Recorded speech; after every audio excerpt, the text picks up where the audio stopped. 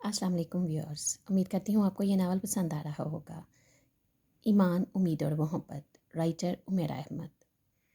उम्मीद ने चेहरे पर मुस्कुराहट लाने की कोशिश की। कुछ नहीं, वो इसके सोफे पर बैठ गई। नहीं, कुछ ना कुछ तो ज़रूर हुआ है। आप बताइए क्या हुआ है? कुछ नहीं, मेरी तबीयत ख़राब है, इसी वजह से ठीक नहीं लग रही। उम्मीद ने बहाना गढ़ा। ईमान भाई इस वक्त ऑफिस में होंगे ना? वो मुतमिन हुआ था ये नहीं, मगर इसके करीब बैठ ज़रूर गया। इसका दिल चाहा वो फूट फूट कर रोए। बाज़ औक़ात किसी के साथ अपनी तकलीफ़ शेयर न करना आग में झुलसने से कम तकलीफ़दा नहीं होता। वो कुछ दिनों के लिए जर्मनी गया हुआ है। अरे तो फिर आप यहाँ अकेली क्यों हैं? आपको चाहिए आप रावलपिंडी आ जाती। नहीं, मैं यहीं ठीक हूँ। ये क्या बात हुई? पहले आप कह रही थी आपकी तबीयत ठीक नहीं है और फिर आप यहाँ अकेली भी हैं। आप कितनी लापरवाह हैं आपा। मैं ना आता तो आप इसी तरह रहती। ये तो इत्तेफाकन मुझे कंपनी के किसी काम से लाहौर आना पड़ा तो मैं यहाँ आ गया। अब आप अपना सामान पैक करें और मेरे साथ चलिए। माइन नाराज़ हो रहा था। नहीं, ईमान ने कहा था कि मैं यहीं रहूँ और इसी तरह घर छोड़कर जाना ठीक नहीं है। घर को कुछ नहीं होगा, मुलाजिम है यहाँ। और आप ईमान भाई को फ़ोन पर बता दीजिए कि मैं आपको रावलपिंडी ले गया हूँ, वो नाराज़ नहीं होंगे। आप बस मेरे साथ चलिए। तुम समझते नहीं हो, मुझे यहाँ बहुत से काम हैं। वो काम आप ईमान भाई के आने पर कर लीजिएगा। अभी तो आप मेरे साथ चलिए। अच्छा फ़िलहाल तुम चले जाओ, मैं 2-3 दिन बाद खुद ही आ जाऊँगी। ये तो नामुमकिन है। मैं इस तरह अब आपको छोड़कर नहीं जा सकता, साथ ही लेकर जाऊँगा। इसका इसरार बढ़ता जा रहा था। उम्मीद इसकी ज़िद के सामने बेबस हो गई थी। ठीक है, मैं इसके साथ चली जाती हूँ। चंद दिन के बाद किसी भी बहाने से वापस आ जाऊँगी, इसने सोचा था। इसने अपनी आंखें खोल दी। पता नहीं वो सब कुछ सोचते-सोचते रात किस वक़्त सोई थी। आंखें खुलते ही वो एक बार फिर वहीं पहुँच गई। हर चीज़ इतनी ही ख़राब, इतनी ही बदसूरत थी जितनी रात को थी। काश सब कुछ ख्वाब होता, सब कुछ जहाँ ज़ेब, ईमान अली, ये ज़िंदगी सब अगर ऐसा होता तो अभी आँख खुलने के बाद मैं किस कदर खुशी और मुतमिन होती।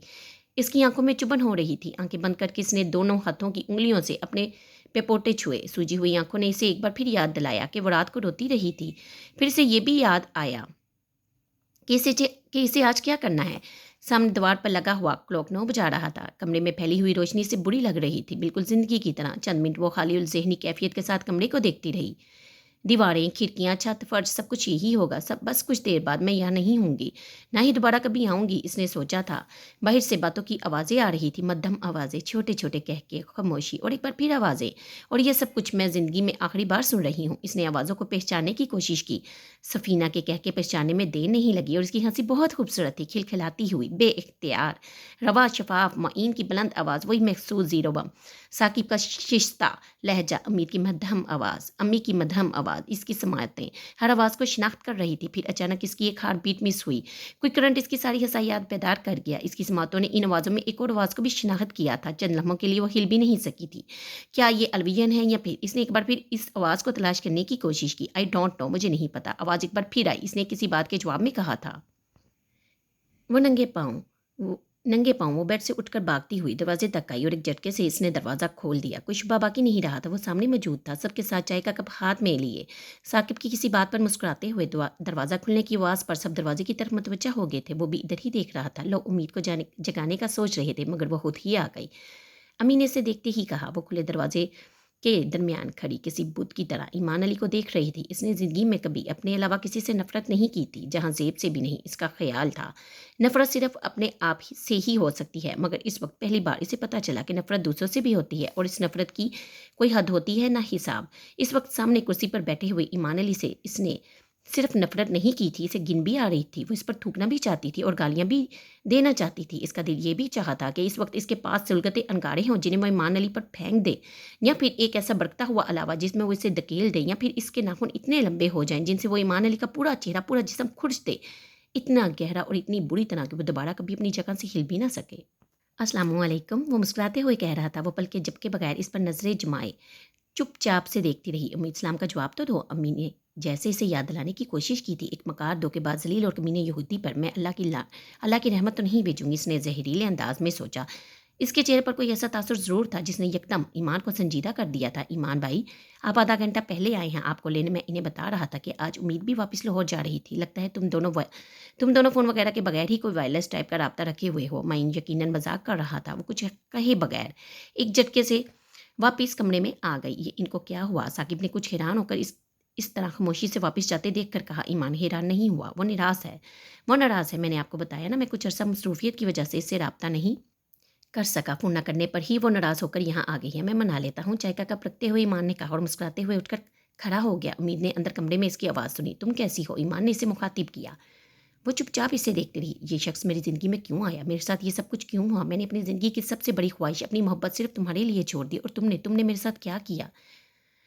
मेरी कुर्बानी के बदले में तुमने मेरे मुकद्दर में ये शख्स लिख दिया, एक यहूदी जिसके साथ मैं 1 साल से रह रही हूँ, ये सोचते हुए कि इसने मेरे लिए अपने मज़हब को छोड़ दिया है। क्या इससे बेहतर जहाँ ज़ेब नहीं था, वो कम अज़ कम मुसलमान तो था। इसके साथ जाने पर मुझे कोड़े लगते, संसार किया जाता, मगर मेरा ईमान तो रहता। मेरे सामने ये शख्स तो ईमान बनकर ना आता। इसने बेख्तियार अल्लाह से शिकवा किया था। मैं जानता हूँ उम्मीद, तुम नाराज़ हो, लेकिन कुछ हालात ही ऐसे थे कि मैं तुमसे राब्ता नहीं कर सका। आज ही पाकिस्तान आया हूँ और आते ही तुम्हें लेने आ गया हूँ। अब इसने करीब आकर माजरत की। इसका दिल चाहा वो इसे दिक्कत देकर इस कमरे और इस घर से निकाल दे। इसे चिल्ला चिल्ला कर बताया कि वो इसके बारे में सब कुछ जान चुकी है, मगर वो ये भी जानती थी कि वो ये सब कुछ कह सकती है, ना कर सकती है। इस कमरे से बाहर कुछ लोग ऐसे खड़े थे जिनके लिए वो सारी ज़िंदगी जदोजहद करती रही थी, जिनके ख्वाबों को तबीयत देते देते वो इस मकाम पर आकर खड़ी हो गई थी कि अब इन लोगों के सामने वो बकारी बनकर खड़ी नहीं हो सकती थी। 10 साल में दी जाने वाली खुशियों को वो एक लम्हे में छीनना नहीं चाहती थी। वो चाहती भी तो ऐसा नहीं कर सकती थी। ज़िंदगी में बहुत बार इसने सब्र और खामोशी से काम लिया था। इस बार इसे सब्र नहीं, सिर्फ खामोशी इख्तियार करनी थी। चंद लम्हों के लिए, चंद घंटों के लिए, फिर हमेशा के लिए। ये यहाँ ना आता तो भी मुझे मरना था। ये यहाँ आ गया है तो भी मुझे मरना है, मगर अब अकेले नहीं। हर शख्स को अपने ईमान की हिफाजत खुद ही करनी पड़ती है। मुझे भी खुद ही करनी है। बदला लेना है मुझे बहुत सी चीज़ों का, और इस शख्स की मौत का ये काम करेगी। मुझे बहुत सी चीज़ों का और इस शख्स की मौत ये काम करेगी। डेंटल एडकर से ये शख्स ईमान कभी नहीं बन सका, इस ज़िंदगी में इसकी मौत इसे मेरा ईमान बना देगी। इसने इसके मुस्कुराते चेहरे और चमकती आंखों को देखते हुए फैसला करने में देर नहीं लगाई। आई एम सॉरी, वह मजरत कर रहा था। मैं दोबारा कभी ऐसा नहीं करूँगा कि तुमसे इस तरह राब्ता ख़त्म कर दूँ। आज तुम्हारे साथ मेरा हर राब्ता ख़त्म हो जाएगा और इस बार ये काम तुम नहीं, मैं करूँगी। इसने इसकी माज़रत पर सोचा था, क्या तुम अभी भी नाराज़ हो? इसने अब उम्मीद के कंधों पर हाथ रखने चाहे। वो जैसे एक झटका खाकर पीछे हटी। ईमान ने हैरत से इसकी तरफ देखा। क्या हुआ? इसने पूछा। कुछ भी नहीं हुआ। तुमको अपनी गलती का एहसास हो गया है तो बस ठीक है। वो इससे दूर हटकर खड़ी हो गई थी। तो अब नाराज़ नहीं हो? नहीं। ईमान कुछ मुतमिन हो गया। लाहौर वापस जाकर मैं तुम्हें बता दूंगा कि मेरे साथ अमेरिका में क्या हुआ। तुमने अपना बैग तो तैयार कर लिया होगा। अम्मी बता रही थी कि तुम भी आज वापस जा रही थी। मुझे भी आज ही वापस जाना है। कुछ ज़रूरी काम है लाहौर में। प्लेन में मुझे आज सीट्स नहीं मिल सकी, इसलिए मैंने डेवो की बुकिंग करवाई है। हमें अभी निकलना होगा। वो इसे अपना प्रोग्राम बता रहा था। वो अपना प्रोग्राम तय कर रही थी। वो एक बार फिर इसके करीब आ गया था। इसे एक बार फिर इसके वजूद से इतनी ही गिन आई थी। इस बार इसके कंधों पर हाथ रखने की बजाय इसने बड़ी नरमी से इसके दाएं गाल को अपने हाथ से छूते हुए कहा, मैं तुम्हें 1 माह और 4 दिन के बाद देख रहा हूँ। क्या महसूस कर रहा हूँ बता नहीं सकता। सब कुछ बताना बहुत मुश्किल होता है, मगर फिर भी तुम्हें देखकर मुझे बहुत सुकून मिल रहा है। इतना सुकून के इसने एक झटके से अपने गाल से इसका हाथ हटा दिया और फिर इसके पास से हट गई। मुझे तैयार होना है, देर हो रही है। ईमान का रद्द-ए-अमल देखे बगैर वो कमरे से निकल गई। मैं भी तुम्हें 1 माह और 4 दिन के बाद देख रही हूँ। क्या महसूस कर रही हूँ मेरे लिए भी बताना मुश्किल है, मगर फिर भी तुम्हें देखकर मुझे इतनी अजियत और बेइज्जती का एहसास हो रहा है कि इसने कमरे से निकलते हुए सोचा, ईमान कह रहा है कि इसे अभी वापस जाना है, मगर मैं इससे कह रही थी कि इतनी जल्दी की क्या ज़रूरत है, कल चला जाए। अम्मी ने इसको बाहर आते देखा तो इसने कहा, नहीं हमें आज ही जाना है। इसे कोई ज़रूरी काम है लाहौर में, इसलिए आज ही जाना पड़ेगा। इसने कहा, मगर प्लेन की सीट्स भी नहीं मिल सकी। सड़क के ज़रिए जाने में बहुत वक्त लगेगा और थक भी जाओगी। अम्मी फिक्रमंद थी। कुछ नहीं होगा, वो कुछ सर्द महरी से कहते हुए दूसरे कमरे में चली गई। नहाने के बाद जब वो तैयार होकर आई तो ईमान अम्मी से बातें कर रहा था। वो इसे एक सरसरी नज़र से देखकर वापस अपने कमरे में चली गई। सूरह फतह की तिलावत करने के बाद इसने दुआ की थी, मेरे पास सिर्फ एक मौका है, आखिरी मौका, कि मैं नादानस्ता तौर पर होने वाले अपने इस गुनाह का कफ़ारा अदा कर सकूं, और मैं ये कफ़ारा अपने और इस शख्स के खून से अदा करूंगी जो इस गुनाह का मौजिब है। मुझे इस्तकामत और साबित कदमी अता करना। इतनी इस्तकामत कि इस शख्स की जान लेते हुए मेरे हाथ में कोई लर्जिश ना हो, दिल में कोई पछतावा ना हो, मेरी आंखों में कोई आंसू ना आए, मेरे जहन में कोई खौफ ना आए। आज के दिन के लिए मुझे बेरहमी की सिफ्त से नवाज दो, वो बेरहमी जो मेरे पैरों में लर्जिश ना आने दे, जो मेरे दिल को पत्थर और आंखों को खुश कर दे। ज़िंदगी में एक बार फिर मुझे ईमान और मोहब्बत में से एक चीज़ का इंतखाब करना पड़ा। एक बार फिर मैंने मोहब्बत को तर्क करते हुए ईमान का इंतखाब किया है। तू मेरी नीयत से वाकिफ़ है और मेरा हर अमल तेरे ही लिए है। इसने अपने अंदर एक अजीब ताकत महसूस की। वो कमरे से उठकर बाहर आ गई। सफीना नाश्ता लगा रही थी। ईमान ने इसे बहुत गौर से देखा। इसका चेहरा बेतासुर था। मैं तैयार हूँ, चलिए, वो यकदम ईमान से बोली। लो, इस तरह कैसे जा सकती हो? पहले नाश्ता तो कर लो। اس کی امی نے کچھ برا مناتے ہوئے کہا، مجھے بھوک نہیں ہے، بھوک ہے یا نہیں، لیکن ناشتہ کیے بغیر تم نہیں جا سکتی، بہت عجیب عادت ہے اس کی، ہمیشہ سے کھانے کی پرواہ نہیں کرتی۔ امی نے ایمان سے کہا جو ایک ہلکی سی مسکراہٹ کے ساتھ ان کی باتیں سن رہا تھا، کیا لاہور میں بھی اسی طرح کرتی ہے؟ نہیں، وہاں تو کھانا وقت پر کھا لیتی تھی، مجھے لگتا ہے یہاں کل لاپرواہ ہو گئی ہے، اس نے امید کو غور سے دیکھتے ہوئے کہا۔ ناشتہ کرنے کے بعد معین ٹیکسی لے آیا اور ایمان اور امید کا سامان ٹیکسی میں رکھوانے لگا۔ سب لوگ انہیں دروازے تک چھوڑنے آئے۔ دروازے سے نکلنے سے پہلے وہ ایک بار پھر پلٹی اور اپنی امی کا چہرہ دیکھنے لگی۔ اس کی آنکھوں میں نمی آ گئی تھی۔ ان لوگوں کو اور اس گھر کو وہ آخری بار دیکھ رہی تھی۔ ایمان نے کچھ حیرانگی سے اس کی آنکھوں میں نمودار ہونے والی نمی کو دیکھا۔ اس کی آنکھوں میں الجھن تھی، ایک گہری سانس لے کر وہ دہلیز پار کر گئی تھی۔ ایمان اس کے پیچھے تھا۔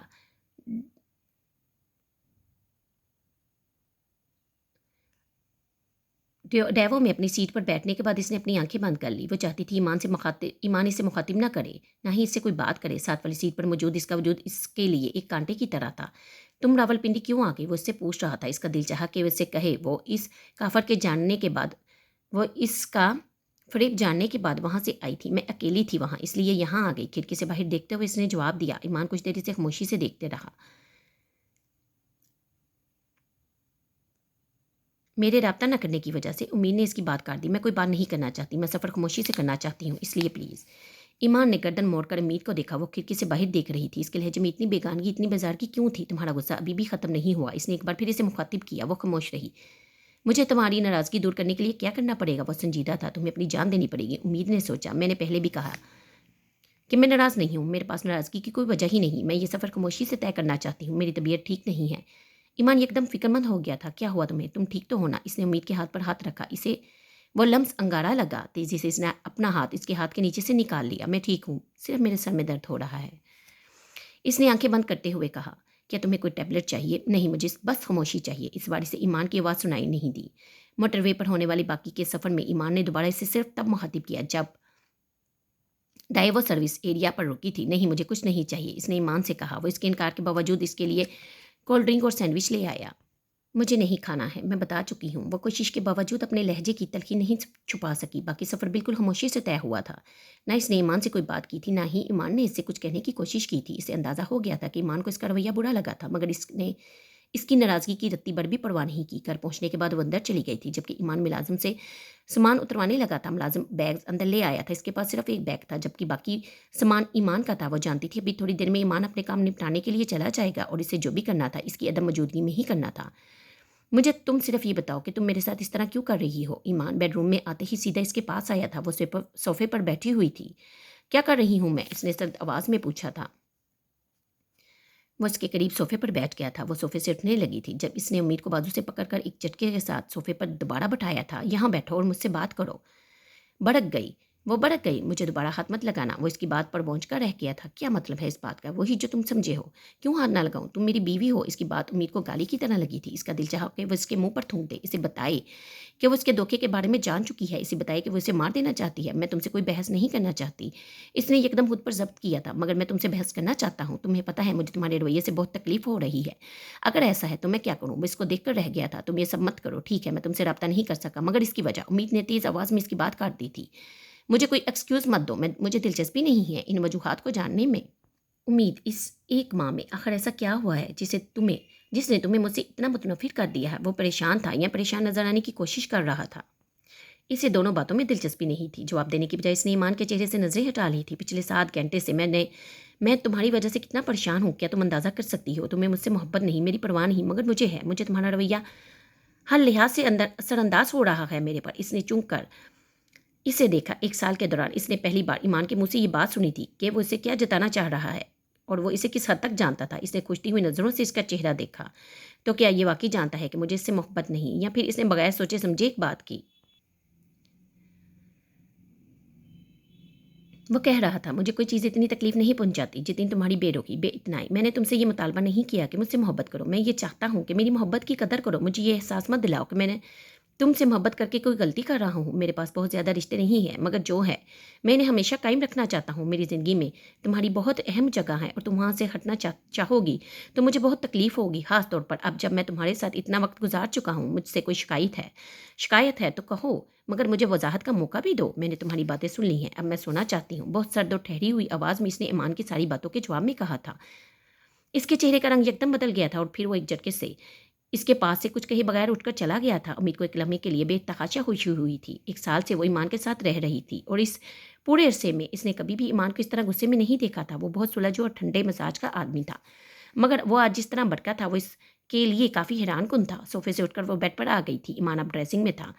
10-15 منٹ بعد وہ اندر سے نکلا تو کپڑے تبدیل کر چکا تھا۔ اپنا بریف کیس نکال کر وہ اس کے اندر سے کچھ نکالنے لگا اور پھر اس نے بریف کیس بند کر دیا تھا۔ وہ بیڈ پر چادر لے کر لیٹی رہی۔ اب ایمان دروازہ کھول کر گاڑی کی چابی نکال رہا تھا۔ چابی نکالنے کے بعد وہ بیڈ روم کے دروازے کی طرف بڑھ گیا۔ بیڈ روم کا دروازہ کھولتے ہوئے وہ کسی خیال کے پیش نظر پلٹا۔ امید نے اسے پلٹتے دیکھ کر آنکھیں بند کر لی۔ بند آنکھوں سے قدموں کی چاپ سے وہ اندازہ لگا سکتی تھی کہ وہ اسی کی طرف آ رہا ہے۔ پھر اس نے اسے اپنی سائڈ ٹیبل کے قریب کھڑا محسوس کیا۔ میں 2 گھنٹے کے لیے باہر جا رہا ہوں، کچھ کام ہے مجھے۔ خان صاحب گھر پر نہیں ہے۔ رات کا کھانا مجھے باہر سے ہی لانا پڑے گا۔ تم بتا دو کیا لے کر آؤں، اور کسی چیز کی ضرورت تو نہیں ہے تو وہ بھی بتا دو۔ اس کے قریب ایمان کی آواز ابھری تھی۔ رات کے کھانے کی دوبند نہیں آئے گی، اس سے پہلے ہی اس نے تلخی سے سوچا تھا۔ وہ چند لمحے اس کے جواب کا انتظار کرتا رہا اور پھر شاید وہ جان گیا تھا کہ وہ جواب دینا ہی نہیں چاہتی تھی۔ تمہارے لیے کچھ گفٹس لایا ہوں، براؤن بیگ میں ہیں، تم دیکھ لینا۔ اور پھر وہ لائٹ آف کر کے کمرے سے نکل گیا تھا۔ ایک گہری سانس لے کر وہ اٹھ کر بیٹھ گئی۔ چند منٹ بعد اس نے باہر کار سٹارٹ ہونے کی آواز سنی تھی۔ چند لمحوں کے بعد کار کی آواز مدھم ہو چکی تھی۔ وہ بیڈ سے اٹھ کر کھڑی ہوگی۔ برق رفتاری سے اٹھ کر اس نے کمرے کی لائٹ آن کی اور پھر دروازہ کھول کر باہر لاؤنج میں نکل آئی۔ ملازم ٹی وی آن کیے وہاں بیٹھا تھا۔ وہ جانتی تھی ایمان اسے اپنے انتظار کا کہہ کر گیا ہے۔ رات کو جب بھی اسے دیر سے آنا ہوتا ملازم اس کا انتظار کرتا تھا اور پھر اس کے آنے کے بعد کھانا لگا کر اپنے کوارٹر میں چلا جاتا تھا۔ صابر تم چلے جاؤ، میں جاگ رہی ہوں، ایمان کے آنے پر دروازہ کھول دوں گی، اس نے ملازم کو ہدایت دی۔ ملازم سر ہلاتا ہوا باہر نکل گیا۔ 10-15 منٹ بعد اس نے چوکیدار کو بلوایا اور اس سے کہا کہ آدھا گھنٹے کے بعد وہ گھر چلا جائے گا۔ میں اسی لیے تمہیں بھجوا رہی ہوں کیونکہ کل صاحب کے کچھ بہت اہم دوست آ رہے ہیں اور تمہیں ان کے لیے دن میں یہاں رہنا پڑے گا، اس لیے میں چاہتی ہوں کہ تم گھر جا کر اپنی نیند پوری کر لو۔ کل صبح 8 بجے واپس آ جانا، اس نے چوکیدار کو مطمئن کرتے ہوئے کہا۔ مگر بیگم صاحب ابھی تو ایمان صاحب نہیں آیا، وہ آ جائیں پھر میں چلا جاؤں گا۔ صابر تم چلے جاؤ، میں جاگ رہی ہوں، ایمان کے آنے پر دروازہ کھول دوں گی، اس نے ملازم کو ہدایت دی۔ وہ ایمان صاحب اپنے کپڑے پریس کرنے کے لیے دے کر گئے ہیں، میں وہ کر لوں پھر چلا جاؤں گا۔ ملازم اٹھ کھڑا ہوا۔ نہیں، وہ میں خود کر لوں گی، تم چلے جاؤ۔ ملازم سر ہلاتا ہوا باہر نکل گیا۔ 10-15 منٹ بعد اس نے چوکیدار کو بلوایا اور اس سے کہا کہ آدھا گھنٹے کے بعد وہ گھر چلا جائے۔ میں اس لیے تمہیں بھجوا رہی ہوں کیونکہ کل صاحب کے کچھ بہت اہم دوست آ رہے ہیں اور تمہیں ان کے لیے دن میں یہاں رہنا پڑے گا، اس لیے میں چاہتی ہوں کہ تم گھر جا کر اپنی نیند پوری کر لو۔ کل صبح 8 بجے واپس آ جانا، اس نے چوکیدار کو مطمئن کرتے ہوئے کہا۔ مگر بیگم صاحب ابھی تو صاحب نہیں آیا، وہ آ جائیں گے تو پھر میں چلا جاؤں گا۔ نہیں، وہ بس مارکیٹ تک گئے ہیں، ابھی آ جائیں گے، تم چلے جاؤ، اس نے چوکیدار سے جھوٹ بولا۔ چوکیدار کے جانے کے بعد وہ بیرونی گیٹ بند کر کے اندر گھر میں آ گئی۔ ایمان کے پاس ایک ریوالور تھا جسے وہ ہمیشہ لوڈڈ رکھتا تھا۔ شادی کے چند دن بعد اس نے امید کو بھی ریوالور دکھایا تھا اور اس نے اسے طریقہ کار سمجھایا تھا۔ میں چونکہ غیر ملکی ہوں اس لیے خاصی احتیاط کرنی پڑتی ہے۔ 1-2 بار رات کو کچھ لوگ بھی گھر کے اندر آ گئے تھے، اس لیے ریوالور رکھا ہوا ہے۔ تم اس لیے استعمال کرنا سکھا رہا ہوں تاکہ جب تم گھر میں اکیلی ہو تو اپنی حفاظت کر سکو۔ اب وہ اسی ریوالور سے اسے شوٹ کر دینا چاہتی تھی۔ ایمان کی بیڈ سائڈ ٹیبل کا ڈرا کھول کر اس نے ریوالور نکال کر چیک کیا، پھر اسے نکال کر لاؤنج میں موجود ایک بڑے ڈیکوریشن پیس کے اندر رکھ دیا۔ اسے اپنے نشانے کی درستگی پر کوئی اعتماد نہیں تھا۔ اس نے ریوالور چلانا ضرور سیکھا تھا مگر اسے کبھی چلایا نہیں تھا۔ مجھے ایسی کوشش نہیں کرنی چاہیے کہ وہ بچ سکے کیونکہ میرے پاس کوئی دوسرا موقع نہیں ہے، اس نے سوچا۔ کیا میں رات کو اس کے سونے کا انتظار کروں گی اور پھر اس پر نیند کی حالت میں فائر کروں گی؟ اس کا خیال آیا، مگر آج رات وہ نہ سویا تو وہ جانتی تھی بعض دفعہ وہ ساری رات کام میں مصروف رہتا ہے اور سوتا نہیں تھا، خاص طور پر ویکنڈ پر۔ آج بھی ویکنڈ تھا، کل اتوار تھا اور آئین ممکن تھا وہ آج رات بھی نہ سوتا۔ وہ کچھ پریشان ہو گئی، وہ کل کا انتظار نہیں کر سکتی تھی، اسے جو بھی کرنا تھا آج ہی کرنا تھا۔ مگر کب اور کیسے؟ پھر اچانک ایک چماکے کے ساتھ اسے یاد آیا کہ وہ ہر رات سونے سے پہلے اسٹڈی میں جا کر کچھ دیر اپنا کام کرتا تھا۔ جس رات وہ سونے کے لیے بیڈ روم میں نہیں آتا وہ ساری رات اسٹڈی میں کام کرتے ہوئے ہی گزارتا تھا۔ اگر آج وہ سونے کے لیے بیڈ روم میں آیا تو میں اسے نیند میں شوٹ کر دوں گی اور اگر وہ سوتا نہیں تو پھر میں اسٹڈی میں کام کرتے ہوئے اسے شوٹ کر دوں گی، اس نے طے کر لیا تھا۔ پھر اچانک اس کے ذہن میں ایک خیال آیا، مجھے ریوالور اسٹڈی روم میں چھپا دینا چاہیے، اگر وہ یہاں کام کرنے کے لیے آئے گا تو کچھ دیر بعد میں اس کے پیچھے آؤں گی، دروازہ کھلنے کی آواز پر وہ پلٹ کر دیکھے گا تو میں بہانہ بنا دوں گی کہ میں کوئی کتاب لینے کے لیے آئی ہوں۔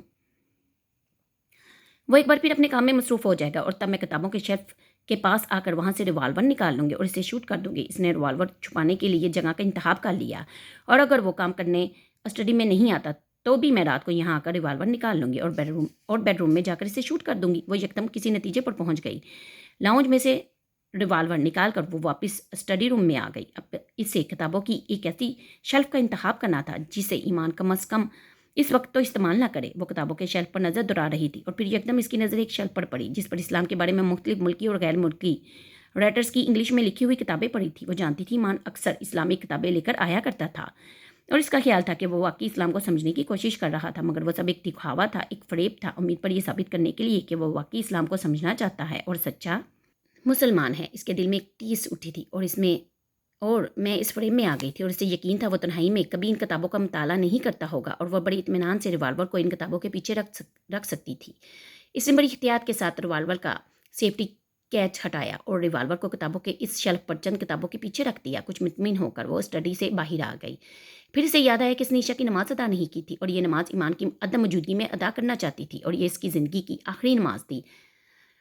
वज़ू करते हुए पहली बार इसने अपने हाथों में लर्जिश देखी थी। इसने अपनी ज़िंदगी के 27 सालों को एक फ़िल्म की तरह अपनी आंखों के सामने गुजरता देखा था। इसने अपने हाथों की मुट्ठियों से वक्त की फिसलती हुई रेत को देखा था। क्या कोई ये भी कह सकता है कि वो अपनी ज़िंदगी के एख्तिताम पर खड़ा होगा? इसकी आंखों में कुछ चीज़ चुभने लगी थी। 27 साल पहले मेरे बाप ने मेरे कानों में जब अजान दी होगी तो क्या उन्होंने ये सोचा होगा कि इनकी बेटी मरते हुए क्या कुछ गवा चुकी होगी?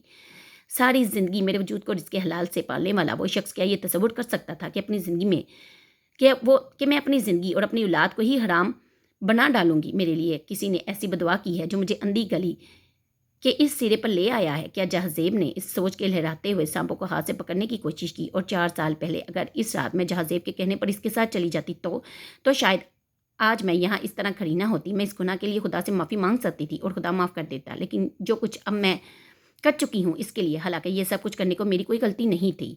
वो वॉशरूम से बाहर निकल आई। एक गुनाह से बचना मेरे इख्तियार में था। मैंने वो गुनाह नहीं किया। एक गुनाह का हिस्सा बनना मेरे मुकद्दर में लिख दिया गया था। मुझे इसके बारे में कोई इख्तियार नहीं दिया गया था। मैं इससे बच नहीं सकी। 5 साल पहले मैंने ईमान और मोहब्बत में से ईमान का इंतखाब किया था। 1 साल पहले एक बार फिर मैंने ईमान अली और जहाज़ेब की मोहब्बत में से ईमान अली का इंतखाब किया था। मेरे दोनों बार मेरे फैसले ने मेरे हाथों में कुछ भी रहने नहीं दिया, ना ईमान ना मोहब्बत। मैंने सिर्फ ईमान की ख्वाहिश की थी। इस ख्वाहिश ने पहले मुझे मोहब्बत से महरूम किया, फिर ईमान से। क्या ख्वाहिश गलत थी या मेरे इंतखाब? इसका जहन पूरी तरह इंतशार का शिकार हो चुका था। पूरी नमाज के दौरान वो अपनी तवज्जो मरकूज़ करने में नाकाम रही थी। दुआ करते हुए वो सोच रही थी, क्या ये मुमकिन है कि जिस शख्स का अमल मेरे जैसा हो, सिर्फ अबादात इसे ईमान दिला दे, सिर्फ हाथ उठाने से इसका मुकद्दर बदल जाए, और वो भी मेरे जैसे इंसान का। 5 साल पहले अपने वजूद से नफरत के जिस अमल में वो मुब्तला हुई थी, आज इसकी इंतहा पर पहुंच चुकी थी। नमाज पढ़ने के बाद वो जयनमाज उठा रही थी जब इसकी नज़र इस ब्राउन बैग पर पड़ी जिसके बारे में वो जाते जाते कहकर गया था। पता नहीं क्यों इस बैग के पास आ गई। बैग की जिप खोलकर इसने अंदर मौजूद चीज़ें बाहर निकालनी शुरू कर दी। चॉकलेट्स, कड़ी, कार्डिगन, ज्वेलरी। इसने हर चीज़ उठा उठा कर फेंकनी शुरू कर दी थी। इनमें से किसी चीज़ की इसके नज़दीक कोई अहमियत नहीं थी। गिफ्ट्स एक तल्ख मुस्कुराहट के साथ इसके चेहरे पर उभरी थी। एक तल्ख मुस्कुराहट इसके चेहरे पर उभरी थी। बैग तकरीबन खाली हो चुका था। बैग की तह में इसका हाथ एक बड़े पैकेट से टकराया। इसने पैकेट बाहर निकाल लिया। पैकेट का मुंह खोलने के बाद इसने इसे उल्टा दिया। कारपेट पर कुछ छोटे छोटे खिलौने बिखरने लगे थे। वो चंद लम्हों के लिए साकित हो गई थी। इसके दिल को कुछ होने लगा था। एक बार फिर इसने अपने हाथ में लर्जिश देखी। खिलौने उठाकर वो देखने लगी थी। अब इन खिलौनों की किसी को ज़रूरत नहीं थी। इसके साथ साथ इसके बच्चे को भी मर जाना था। ख़त्म लिए हुए इन खिलौनों का लम्से से कुछ अजीब से एहसास से दो चार कर रहा था। ईमानगढ़ में आने वाले इस नए फ़र्द के बारे में बहुत पुरजोश था। वो अक्सर अपने बच्चे के बारे में इससे बातें किया करता था। मुझे अपने काम के औकात में कुछ तब्दीली करनी पड़ेगी, कुछ घर को कुछ ज़्यादा वक्त देना पड़ेगा। वो इससे बातें करते करते अचानक कहता, वो फ़ोन पर अपनी मम्मी से भी अपने बच्चे के बारे में बातें करता और फिर इसे अपनी मम्मी की हिदायत पहुंचाता रहता। बहुत सालों से एक जैसी ज़िंदगी गुजार रहा था। चंद साल से मज़हब की तब्दीली, तुमसे शादी और अब इस बच्चे की आमद जैसी तब्दीलियाँ मुझे एक नई ज़िंदगी से रोशनास करा रही हैं। मेरी ज़िंदगी एकदम बदल गई है। फैमिली के बगैर रहने और फिर अपनी फैमिली के साथ रहने में बहुत फ़र्क होता है। माँ बाप के बाद अब बीवी और बच्चा, रिश्तों की तादाद में जितना ज़्यादा इजाफा हो, ज़िंदगी इतनी पुरस्कून और महफूज होती जाती है। मेरा बाप बहुत अच्छा आदमी था और मैं भी इतना ही अच्छा साबित होना चाहता हूँ अपनी औलाद के लिए। खिलौने हाथ में लिए इसकी बातें याद कर रही थी, और अगर ये शख्स मेरे साथ अपनी ज़िंदगी की बुनियाद इतने बड़े झूठ और फरेब पर ना रखता तो आज ये खिलौने मुझे किसी दूसरी कैफियत और एहसास से दो चार करते। इस बच्चे के हवाले से ख्वाब देखने में वो अकेला नहीं था। मैंने इससे ज़्यादा ख्वाबों का जाल बुना था। इसने अपने गालों पर आंसुओं को बहते महसूस किया। इसने बहुत बार इसी घर में अपने बच्चे को खेलते देखा था, खुद को इसके छोटे छोटे काम करते पाया था, इसकी हंसी, इसकी मुस्कुराहट और इसकी खिलखिलाहटों को तस्वुर में देखा था, और अब वो इसकी मौत का तस्वुर कर रही थी। क्या औलाद माँ बाप के पैरों की इस तरह जंजीर बन जाती है जिस तरह ये बच्चा मेरे पैरों की जंजीर बन रहा है, जो अभी इस दुनिया में आया तक नहीं है? इसे अपने पूरे वजूद में टीसे उठती महसूस हो रही थी। काश मैं तुम्हें ज़िंदगी दे पाती। ज़िंदगी पाने से पहले ही मौत को तुम्हारा मुकद्दर बना रही हूँ। इसकी नज़रों के सामने एक बार वो खिलखिलाने लगा था। وہ کھلونوں کو دونوں ہاتھوں میں لیے بلکنے لگی تھی. میرے ہاتھ میں کچھ بھی نہیں ہے, کچھ بھی نہیں. میری طرح تمہارے لیے بھی تمہاری زندگی موت سے زیادہ تکلیف دہ ہوگی, اور میں تمہیں اس تکلیف سے بچانا چاہتی ہوں. روتے ہوئے اس نے گاڑی کا ہارن سنا. وہ یکدم جیسے اپنے حواسوں میں آ گئی تھی. ایمان واپس آ چکا تھا, اور اب اسے وہ سب کچھ پھینک کر بھاگتی ہوئی واش روم میں چلی گئی تھی. دونوں ہاتھوں میں پانی لے کر اس نے چھپاکے مارے اور پھر دوپٹے سے چہرے اور آنکھیں کو رگڑتی ہوئی باہر آ گئی. کار کا ہارن ایک بار پھر سنائی دیا. اس بار 2-3 دفعہ ہارن دیا گیا. اس نے تیزی سے لاؤنج کا دروازہ کھولا اور تیز قدموں کے ساتھ گیٹ کی طرف بڑھ گئی. ایمان نے حیرت اور الجھن کے ساتھ اسے گیٹ کھولتے دیکھا.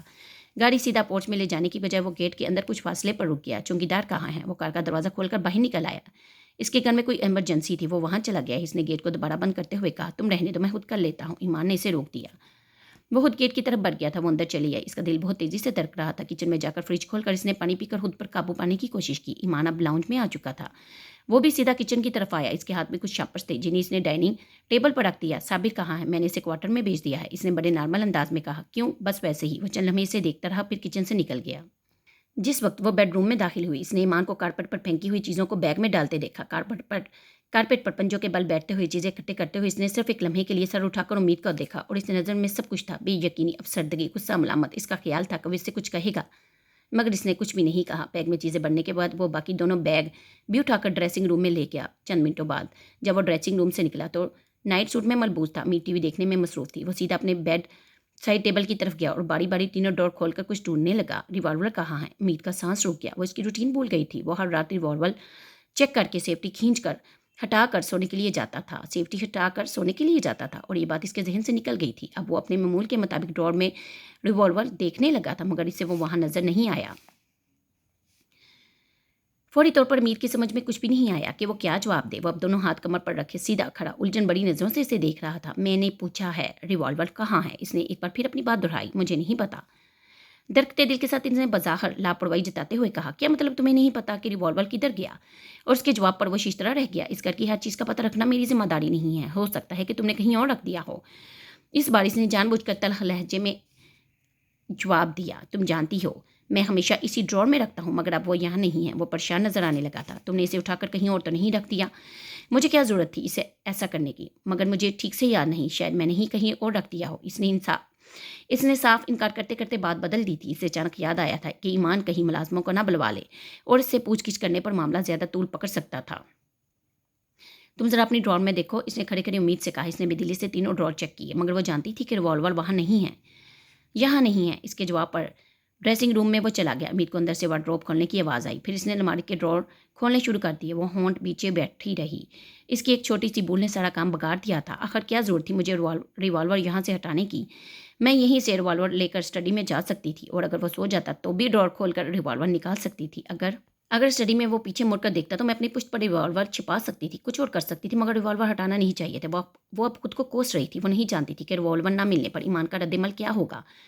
وہ بہت محتاط طبیعت کا انسان تھا. اس نے اپنی زیادہ تر زندگی غیر ملکیوں میں گزاری تھی, اور غیر ملکی کی حیثیت سے کسی دوسرے ملک میں رہنا, خاص طور پر تیسری دنیا کے ملک میں, ایک خاصا مشکل کام تھا.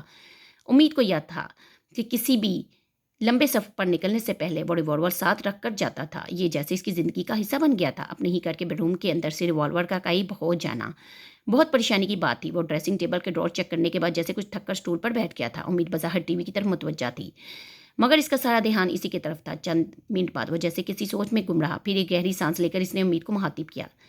تمہارا کیا خیال ہے کہ اگر تم نے ریوالور اٹھایا ہے تو تم کہاں رکھ سکتی ہو؟ میں نے کہا نا مجھے یاد نہیں. ویسے بھی میری طبیعت پچھلے چند ہفتوں میں ٹھیک نہیں تھی. بار بار مجھے بھول جاتا ہے کہ میں نے کس چیز کو کہاں رکھا. اس نے ہونٹوں پر زبان پھیرتے ہوئے بظاہر پرسکون انداز میں کہا.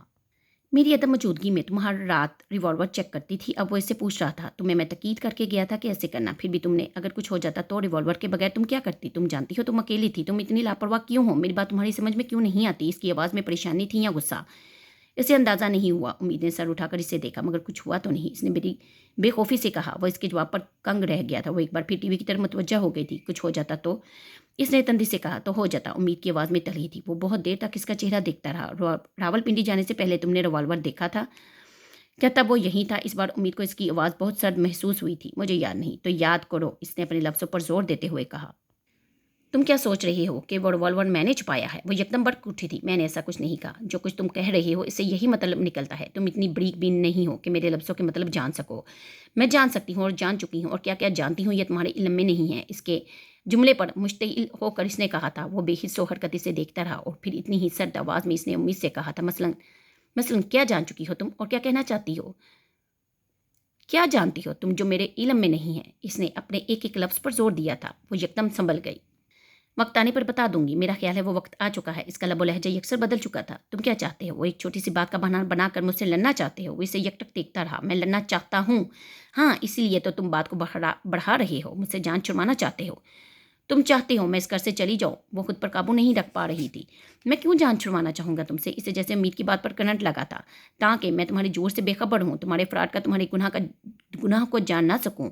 इसका गुस्सा बढ़ता जा रहा था। वो जो बात राज में रखना चाहती थी वो बात खुद बखुद इसकी ज़बान पर आ रही थी। इसने ईमान के चेहरे का रंग उड़ते हुए देखा, बल्कि झपकाए बगैर वो बेहिस्सो हरकत इसे देख रहा था। वो बहुत देर इसे खामोशी के साथ इसे देखता रहा। फिर इसकी आवाज़ सुनाई दी थी, मैं जानना चाहता हूँ तुम मेरे किस झूठ और किस फ्रॉड और किस गुनाह को जान गई हो। वो खुद पर काबू पा चुकी थी और वो इसे कुछ भी बताना नहीं चाहती थी। मैं तुमसे कोई बहस नहीं करना चाहती, मगर मैं करना चाहता हूँ। वो इसे देखने लगी। बात को ख़त्म करो। एक रिवॉल्वर के लिए इतना तमाशा खड़ा मत करो। तुम सोच रही हो रिवॉल्वर मेरी वजह से गुम हुआ है? ठीक है, मैं तुम्हें इसकी कीमत दे दूंगी। वो इसकी बात पर एकदम बरक उठा था। क्या मतलब है तुम्हारा? कीमत दे दोगी? कौन कीमत मांग रहा है तुमसे? तो फिर इस हंगामे का और क्या मकसद है? वो जैसे दमबख्तूर हो गया था। पहले कितनी चीज़ों की कीमत ले चुका हूँ मैं तुमसे, मेरे ईमान, मेरी ज़िंदगी की। वो कहना चाहती थी मगर खामोश रही। तुम्हें पता है कि यहाँ से इस तरह रिवॉल्वर गायब होने का क्या मतलब है? वो लाइसेंस याफ्ता रिवॉल्वर था। अगर किसी ने इसे यहाँ से गायब कर दिया है तो किसी जुर्म में इस्तेमाल होने की सूरत में पुलिस सीधी मेरे पास आ जाएगी। मैं पकड़ा जाऊँगा, मेरा कैरियर दाव पर लग जाएगा। और जब तक वो रिवॉल्वर गायब है, हमें खतरा है। आखिर कौन है जो बेडरूम की ड्रॉर से रिवॉल्वर निकाल कर ले गया? अगर कोई ये कर सकता है तो वो कुछ और भी कर सकता है। और अगर ये काम कोई मुलाजिम ने किया है तो हम और भी ज़्यादा खतरे में हैं। चौकीदार को भी तुमने जाने दिया कि कोई इमरजेंसी है। इसे ये सब कुछ कोई साजिश भी तो हो सकती है। मुझे किसी सिक्योरिटी एजेंसी से आज गार्ड मंगवाना पड़ेगा। सुबह तुम रिवॉल्वर ढूंढना, और वरना फिर मुझे पुलिस को FIR दिखवानी पड़ेगी। वो बात करते करते फ़ोन की तरफ बढ़ गया। फ़ोन पर इसने किसी सिक्योरिटी एजेंसी से गार्ड की बात की थी। वो बेबसी से ये सब कुछ देख रही थी। इसकी एक छोटी सी लापरवाही ही ने ईमान को मुख्तात कर दिया था। वो बेडरूम से निकल गया था। वो अंदाज़ा लगा सकती थी कि अगले चंद मिनटों में वो पूरे घर को चेक कर रहा होगा। वो शायद मुलाजिम को भी बुलवा ले, और ऐसा ही हुआ था। चंद मिनटों के बाद बेडरूम में आकर इसने इंटरकॉम पर मुलाजिम को बुलवा लिया। मोहन पीछे इसकी मसरूफियत देखती रही। वो एक बार फिर बेडरूम से निकल गया था। चंद मिनटों के बाद वो दोबारा अंदर आ गया। साबर को रिवॉल्वर के बारे में कुछ पता नहीं। इसने उम्मीद को जैसे मुतला किया। वो कोई जवाब दिए बगैर टीवी देखती रही। वो एक बार फिर बाहर निकल गया। कुछ देर बाद उम्मीद ने बेल की आवाज़ सुनी थी। इसने अंदाज़ा लगा लिया था कि गार्ड बाहर पहुंच चुका होगा। कोई बात नहीं, गार्ड तो बाहर होगा, वो अंदर आकर कुछ नहीं कर सकेगा। मगर फिर मुझे चौकीदार को भी भेजने की क्या ज़रूरत थी? इसने मुलाजिम और चौकीदार को सिर्फ इसलिए वहाँ से भेज दिया था ताकि किसी भी तरह की कोई मुदाखलत ना हो सके और वो दोनों इस मंसूबे में रुकावट ना बन सके। लेकिन अब सूरत हाल बिल्कुल उल्ट हो गई थी। इन दोनों की अदम मौजूदगी ही एक रुकावट बन गई थी। 15-20 मिनट के बाद घर में खामोशी छा गई थी। मुलाजिम वापस क्वार्टर में जा चुका था और ईमान वापस बेडरूम में नहीं आया था। इसका मतलब था कि वो स्टडी में जा चुका था। 15-20 मिनट इंतजार करने के बाद वो दरकते दिल के साथ बेड से उठ खड़ी हुई। टीवी ऑफ करने के बाद मुख्तात अंदाज में बेडरूम से बाहर आ गई। लाउंज की लाइट बंद थी। वो कुछ मुतमिन होकर स्टडी की तरफ बढ़ गई। दरवाजे के नीचे स्टडी रूम में जलने वाली रोशनी बाहर कॉरिडोर को भी रोशन कर रही थी। इसके दिल की धड़कन तेज़ हो गई थी। झुककर की होल से इसने स्टडी के अंदर का मंजर देखने की कोशिश की। स्टडी टेबल का एक कोना नजर आ रहा था, मगर कंप्यूटर और सामने पड़ी हुई कुर्सी नजर नहीं आ रही थी। इसने स्टडी रूम में कोई आवाज़ सुनने की कोशिश की, मगर नाकाम रही। स्टडी रूम में मुकम्मल खामोशी थी। वह सीधी हो गई। चंद लम्हे इसने अपनी नाहमवार सांस और तेज़ धड़कन पर काबू पाने की कोशिश की। फिर दरवाजे की नोब पर अपना हाथ रख दिया। क़त्ल मकदूर एहतियात से इसने दरवाजे की नोब घुमा कर दरवाज़ा खोल दिया। ईमान ने पलट कर नहीं देखा था, क्योंकि वो कुर्सी खाली थी। वो स्टडी के एक कोने में नमाज पढ़ने में मसरूफ़ था। वो चंद लम्हे हिल नहीं सकी थी। ये नमाज क्यों पढ़ रहा है? जब ये इसकी वहशत में इजाफा हो गया था। इसे अभी भी याद था कि इसके ऑफिस से इसे यही कहा गया था कि यहाँ कोई ईमान अली नहीं है, और डेंटल एडगर के बारे में पूछने पर फ़ौरन से मालूमात फराहम कर दी गई थी। और ईमान अली ने इससे कहा था कि वो ऑफिस में अपना नाम तब्दील कर चुका है। वहाँ सब इसे ईमान अली के नाम से जानते हैं। फिर अमेरिका का वीज़ा जो इसने मजहबी रसूमात अदा करने के लिए हासिल किया था। कौन से मज़ाहिब की रसूमात? और ईमान के अंकल का वो बयान कि डेंटल ने मजहब तब्दील नहीं किया, बल्कि इसने इन्हें यह बताया था कि इसने उम्मीद के साथ इसकी रजामंदी से ये तय किया था कि दोनों अपने अपने मजहब पर कायम रहेंगे। इसका रिज़ाइन करना तब जब वो इसके बच्चे की माँ बनने वाली थी। बैंक का खाली अकाउंट, रकम का ट्रांसफ़र, इसके डॉक्यूमेंट्स की अदम मौजूदगी, इसके पेरेंट्स का जर्मनी से एकदम गायब हो जाना, वो किस किस सबूत को जुटला सकती थी? एक माँ से इसका रब्ता न करना, हर चीज़ ने इसे मजबूर कर दिया था कि वो यकीन कर ले कि माँ ने इसे छोड़कर चला गया था। वाहिद चीज़ जो इसकी समझ में नहीं आई थी वो इसकी वापसी थी। जब वो अपने सब काम निपटा कर चला गया था तो वापस क्यों आया था? इसे कौन सी चीज़ वापस पीछे खींच लाई थी? और वो इतना इंतज़ार नहीं कर सकती थी कि इस चीज़ का खोज लगाती। वो जल्द अज जल्द इससे छुटकारा हासिल कर लेना चाहती थी, इससे पहले कि वो फिर गायब हो जाता। और अब वो यहाँ स्टडी रूम में नमाज़ पढ़ रहा था। तभी एक ख्याल इसके वजूद में बरकी रूह दौड़ा गया था। क्या वो जानता था कि मैं यहाँ आने वाली हूँ और सिर्फ मुझ पर ज़ाहिर करने के लिए इसने ढोंग रचाया है? वो साकित हो गई थी। मगर ये कैसे हो सकता है? आखिर इसे कैसे पता चल सकता है कि मैं यहाँ आने वाली थी? क्या इसने मेरी आहट सुन ली थी? मगर इससे आखिर नमाज़ पढ़ने की क्या ज़रूरत थी? कहीं कहीं वो ये जान तो नहीं गया कि मैं इसके बारे में सब कुछ जान चुकी हूँ? जब कुछ देर पहले मैंने इसके फ़रेब, झूठ और गुनाह का ताना दिया था, क्या वो ये सब कुछ समझ गया था? और क्या इसी लम्हे रिवाल्वर गायब होने पर इतना मुहतात हो गया था? क्या इसे खदशा था कि मैं इस रिवाल्वर से इस पर हमला कर सकती हूँ? और फिर इसने सोचा अगर ये सोएगा तो फिर इसने स्टडी में रहने का फ़ैसला किया और सोचा मैं स्टडी में आ सकती हूँ। और फिर इसने एक बार फिर मुझे फ़रेब देने की कोशिश की। वो साकत खड़ी इसे नमाज़ पढ़ते देखकर कड़ियों से कड़ियाँ मिला रही थी और सब कुछ जैसे साफ़ होता जा रहा था। तो इसके इल्म में सब कुछ आ चुका है और अब हम दोनों एक दूसरे के साथ ब्लाइंडेड खेल खेल रहे हैं। मैं सुबह से इसे धोखा दे रही थी और अब ये मुझे धोखा दे रहा है। इसके चेहरे पर एक जहरीली मुस्कुराहट उभरी। दरवाज़ा बंद करके वो इस तरह दबे कदमों शेल्फ की तरफ चली गई। शेल्फ के पास पहुंचकर किताबें हटाने से पहले